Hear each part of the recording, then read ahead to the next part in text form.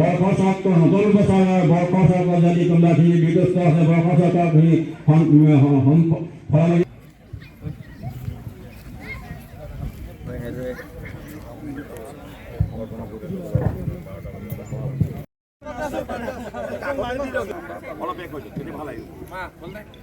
এক second sir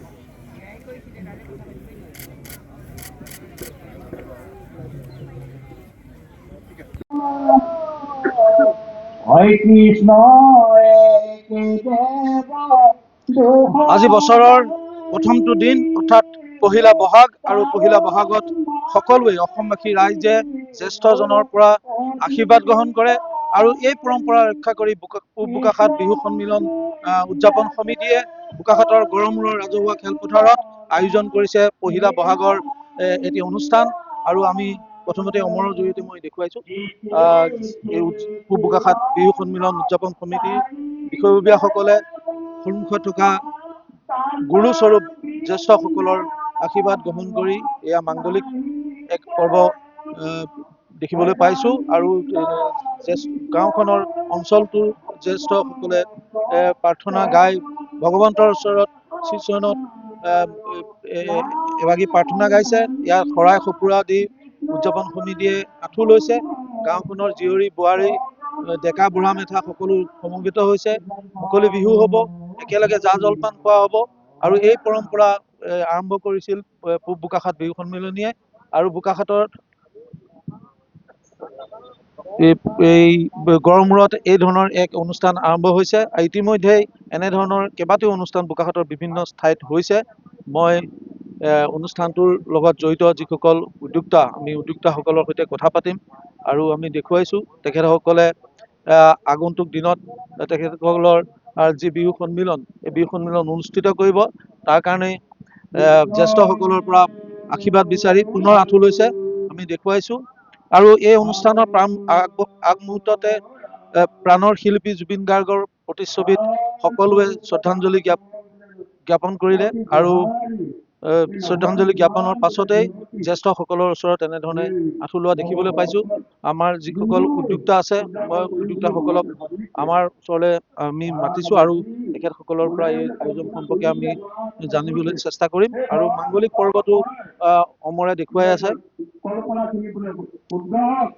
পূব বোকাখাত বিহু সন্মিলন উদযাপন সমিতিৰ মুখ্য সম্পাদক পৰাগ শইকীয়া, আমি তেখেতক পৰা আপোনালোকৰ বিহু সন্মিলন হ'ব আৰু এই পহিলা বহাগৰ দিনটোত আপোনালোকে পৰম্পৰা ৰক্ষা কৰি জ্যেষ্ঠসকলৰ আশীৰ্বাদ বিচাৰি এই ধৰণে এক আয়োজন কৰি আহিছে।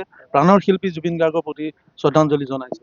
হয়, আমি বিগত বৰ্ষৰ দৰে এইবাৰো পূব বোকাখাত বসন্ত উৎসৱৰ এই পৰম্পৰা ৰক্ষা কৰি আমাৰ বয়োজ্যেষ্ঠসকলক সন্মান জনাই আৰু লগতে এইবাৰ নতুনকৈ আৰু এটা কাৰ্যসূচী আমি লৈছোঁ যে এই অঞ্চলৰ আমাৰ যিসকল কৃতি ছাত্ৰ ছাত্ৰী শিক্ষাৰ্থীৰে উত্তীৰ্ণ কৰিছে তেওঁলোককো আমি এই আপাষতেই আমাৰ বিহু কমিটিৰ দ্বাৰা তেওঁলোকক এক সন্মান জনোৱা হ'ব, শুভেচ্ছা জনোৱা হ'ব।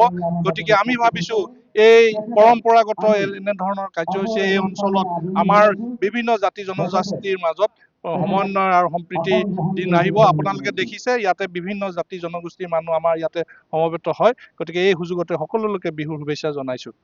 ধন্যবাদ জনাইছোঁ আৰু অমৰৰ জৰিয়তে মই দেখুৱাব খুজিম এই মুহূৰ্তত এই মাংগলিক অনুষ্ঠানত আহি উপস্থিত হৈছেহি বোকাখাতৰ বিগত দুটা কাৰ্যকালৰ বোকাখাত সমষ্টিৰ বিধায়ক তথা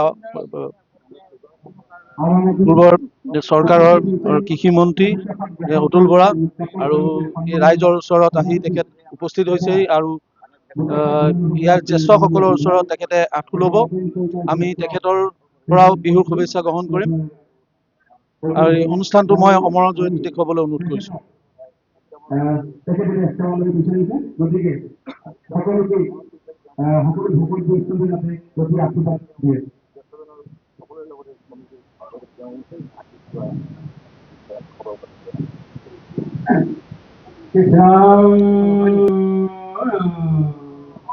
উৎসৱ বা 2026 উদযাপন সমিতিয়ে আজি পহিলা বহাগৰ দিনটোত আমাৰ দিন এই স্থানত উদযাপন কৰিছে।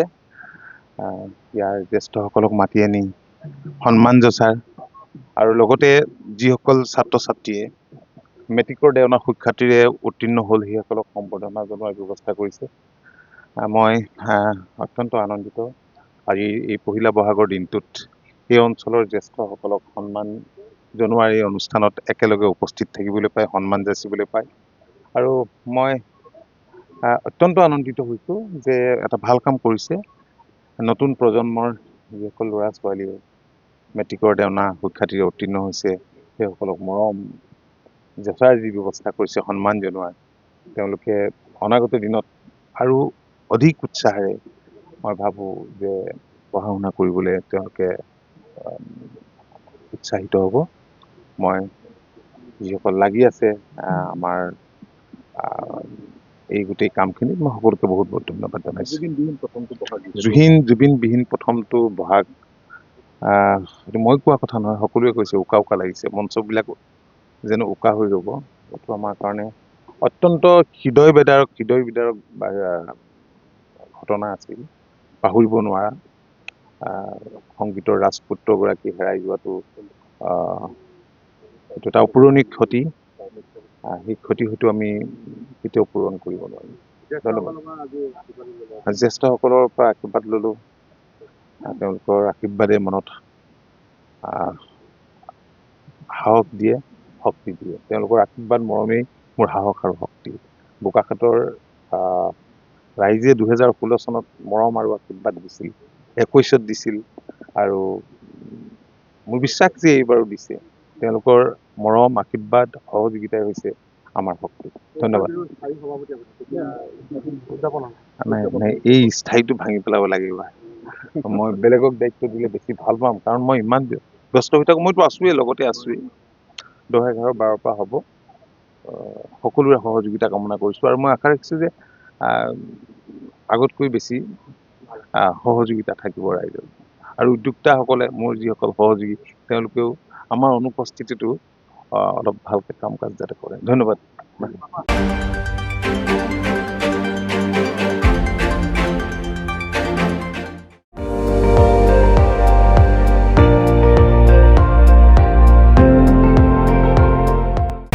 আপুনি চাই আছে ND24, সৰ্বশ্ৰেষ্ঠ নহয়, সৰ্বোত্তমৰ দৌৰত।